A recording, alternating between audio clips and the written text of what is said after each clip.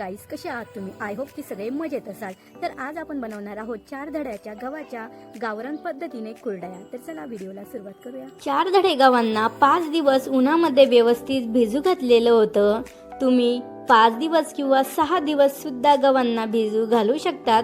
तर मी इथे गव्हांना 5 दिवस भिजू घातलेलं आहे. 5 दिवस झाल्यानंतर आपल्याला गव्हांना व्यवस्थित 2 ते 3 पाण्याने व्यवस्थित स्वच्छ करून घ्यायचं आहे.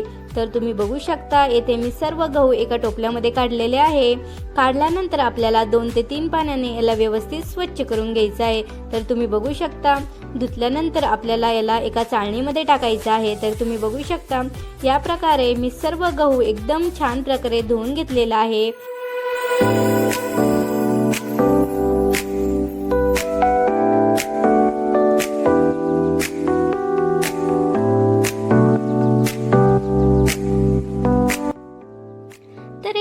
गहू दळाचा साचा पाटाला व्यवस्थित सेट करून घेतला. या प्रकारे या हाताच्या मदतीने थोडे थोडे गहू टाकायचे आहे आणि थोडंसं पाणी टाकून याला व्यवस्थित दळून घ्यायचं आहे. तर तुम्ही बघू शकता एकाच डायरेक्शनने याला व्यवस्थित दळून घ्यायचं आहे. तुम्ही बघू शकता इथे की कशा प्रकारे सर्वजण दळत आहे. एक जण टाकत आहे तर दुसरं जण दळत आहे. अशाच प्रोसेसनं आपल्याला सर्व गहू दळून घ्यायचे आहे. तर तुम्ही बघू शकता दळलेले गहू मी एका टोपल्यामध्ये टाकलेले आहेत. टोपल्यामध्ये अगोदर एक भांडं पाणी घेतलेलं आहे आणि त्याच्यात हे दळलेले गहू टाकायचे आहे. तर तुम्ही बघू शकता या प्रकारे 3 टोपल्यामध्ये पाणी घेतलेलं आहे. तर एका टोपल्यातून गहू व्यवस्थित चुरून घ्यायचे, नंतर दुसऱ्या टोपल्यात टाकायचे. अशाच प्रोसेसने 3 टोपल्यात हे करायचं आहे. तर तुम्ही बघू शकता या प्रकारे वर आलेले जे असतं ते व्यवस्थित चाळणीने काढून घ्यायचं आहे. नंतर सर्व गव्हांना व्यवस्थित पिळून घ्यायचं आहे. तर तुम्ही बघू शकता या प्रकारे सर्व गहू व्यवस्थित पिळून घ्यायचे आहे. तर तुम्ही बघू शकता या प्रकारे सर्व गहू व्यवस्थित पिळून झालेला आहे. त्यानंतर एका डब्याला रुमाल बांधायचा आहे. त्यानंतर 2 चाळण्याने या पाण्याला व्यवस्थित गाळून घ्यायचं आहे. तर तुम्ही बघू शकता या प्रकारे सर्व पाणी व्यवस्थित गाळून घ्यायचं आहे. त्यानंतर तुम्ही बघू शकता मी येथे सर्व पाणी व्यवस्थित गाळून घेतलेलं आहे.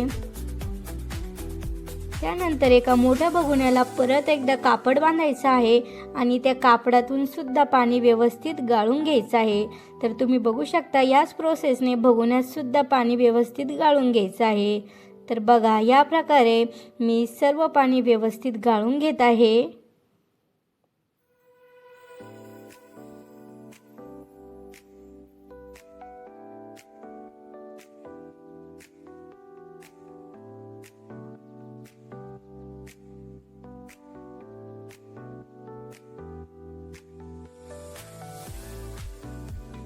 त्यानंतर हे जे गाळलेलं पाणी आहे हे सर्व पाणी एका डब्यामध्ये घालून ठेवायचं आहे.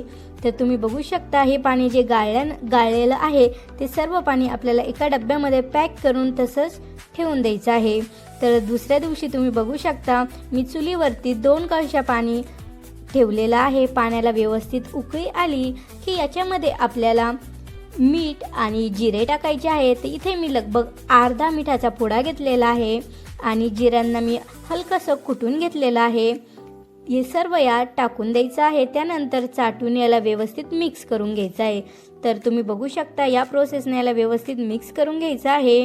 हे व्यवस्थित मिक्स झालं की आपण जो चीक काढलेला होता तो यात हळूहळू करून टाकायचा आहे. एका हाताने टाकायचा आणि एका हाताने याला व्यवस्थित मिक्स करत जायचं आहे. तर तुम्ही बघू शकता या प्रोसेसने याला व्यवस्थित मिक्स करायचं आहे.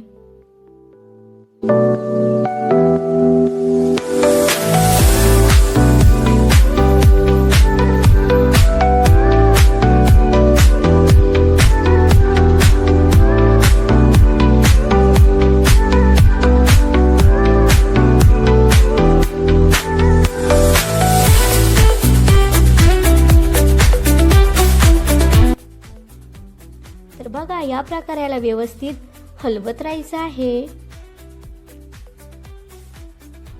तर मित्रांनो, तुम्ही जर माझ्या चॅनलवर नवीन असाल आणि अजून माझ्या चॅनलला सबस्क्राईब केलं नसेल तर प्लीज माझ्या चॅनलला सबस्क्राईब करा आणि व्हिडिओ आवडला असेल तर लाईक करायला विसरू नका.